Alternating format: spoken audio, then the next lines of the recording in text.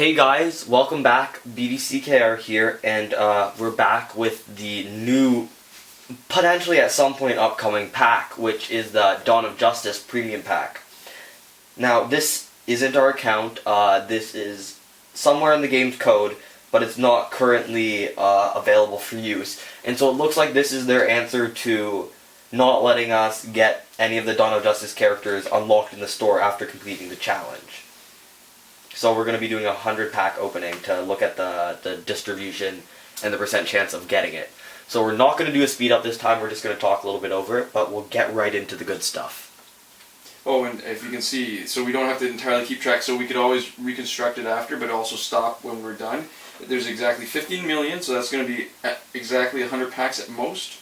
And I guess we'll do it until we hit 100, or we get bored, or the game crashes. Yeah, and then at the end we'll do a quick review of how many copies of each we've got. Of the Dawn of Justice guys. Yeah, because everybody else is just normal gold pack.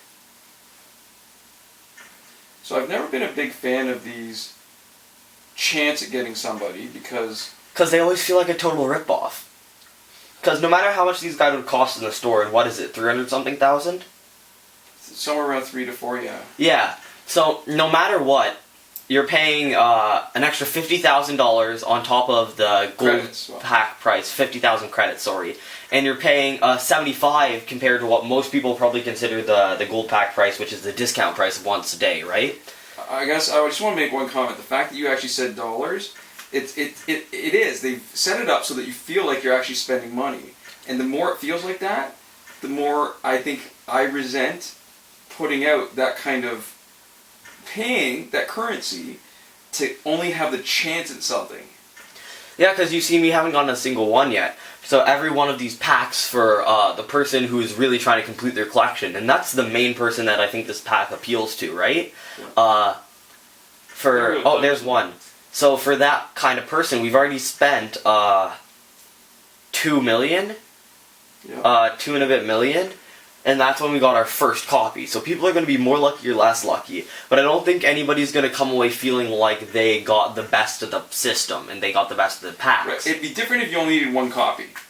But when you actually need, a bunch. 5 copies of each? For the people who are actually trying to complete it, getting that extra copy of it, a single extra copy isn't useful until you can complete the set. You're still tied to this pack. So that's what makes it more difficult. So the problem is, the people that are getting this, it's less likely that they need a bunch of other characters, right? Yeah. The people who have the dough to throw at this Dawn of Justice Premium Pack are more likely people who have been grinding for a while, who've already got a pretty substantial collection, and probably wouldn't otherwise buy a gold booster pack. And let's be honest, we're looking at the number of packs that you have to buy. This isn't realistic for anybody but a glitcher, cheater, or hacker. And right now there's no power credit glitch, right? Yeah. So it's that much more difficult. So this is only for people who have banked up enough credits and weren't afraid enough of the ban ceiling, which has been moving around a little bit, to really stock up on enough that they feel like they can throw millions away on this, right? And hackers. Those are really the only two groups that can realistically be getting these kind of purchases. We've got one out of the 3 different characters, and we've only got one copy of them. There's another Dawn of Justice Wonder Woman, so that's the second one, and we're 5 million in the hole already. Oh, Red Sun I like. Because the sellback value, I mean, what we're usually able to sell back for is what, somewhere around 50, 60,000, I guess. I think the real way for them to kind of make up for what they did, if that's what they're trying to do here, there's another Dawn of Justice Wonder Woman. That's all we're getting. If they're really just trying to make up for what they did, and this is that acknowledgement, which is what it seems like, because I'm not sure otherwise why they would bother doing it, right? What would be better is just to have a single day challenge that then unlock them in the store. Right, I think they did a good thing. Oh, there's another. There's another one. So I think they did a good thing with Superman. Yeah, they did a good thing with all of their single day challenges too. Oh, there we go. 5 days or 5 or 6 days, like short. Yeah. Not particularly long for the current Superman challenge. I think that's actually a perfect length, especially if you're going to repeat it. Shorter is actually better. When they had that whole run, that they call it the gauntlet, the challenge gauntlet. Yeah, that was a good system, and it was good to bring it back. It made people a lot more willing to play, and this is something that I've heard a little bit about, where there are a certain percentage of markets whenever you have something like this, whether it be physical, anything, there's a certain percentage of your audience who's going to want everything.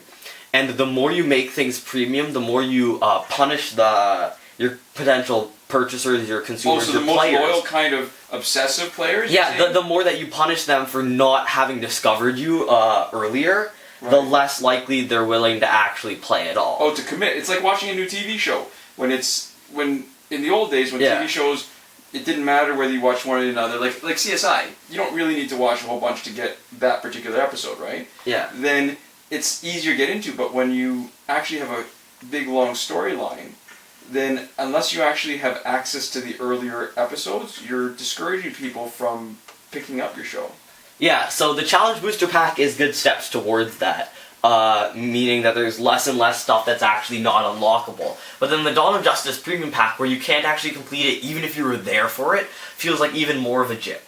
Because there are people who are coming back, presumably, just to complete their collection. There are those big collectors, those kind of small percentage of their player base who actually just has put in so much time into it, and is continuing to put in kind of set regular time into it, right?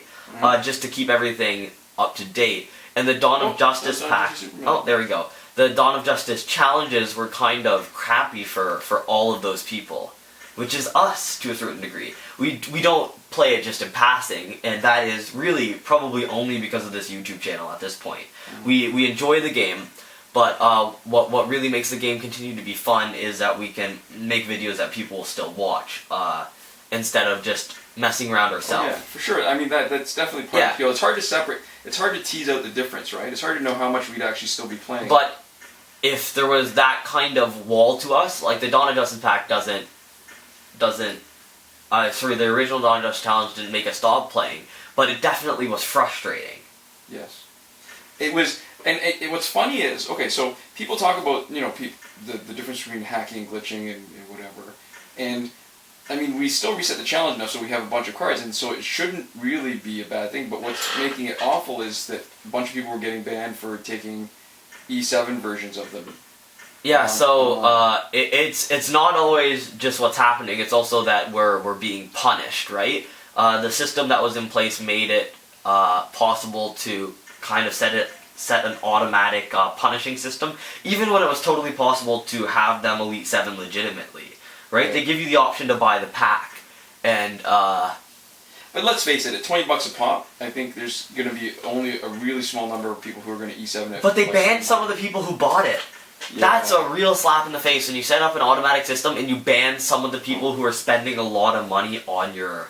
Yeah. Now, here's the thing. I gotta think that they're missing a huge market. If they priced it at $10 each instead, or even $5 each, I bet they get a lot more impulse buys, and they probably overall make more money. It's not like it's a good where they actually need to make more to sell more, right? Yeah, they did that one event for I don't know if it was Valentine's Day or whatever, where it was like a Harley Quinn drop the prices of stuff in the store or whatever. Yeah. I feel like they should try that again, try it for a couple weeks, and see if the numbers differ enough to make it worth it.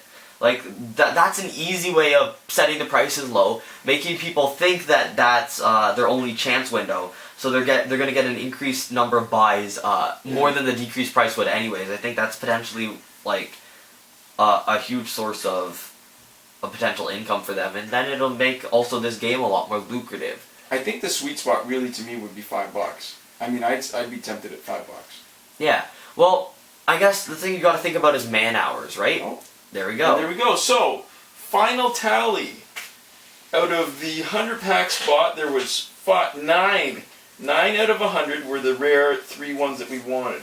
And they weren't distributed equally. I'm going to assume that because they are so uncommon, that it was just a bit of a random distribution, that one is no more likely than the other. Although we did get 4 Dawn of Justice Wonder Woman relatively early. We got 3 Dawn of Justice Batman and 2 Dawn of Justice Superman. Is it Superman or Supermans?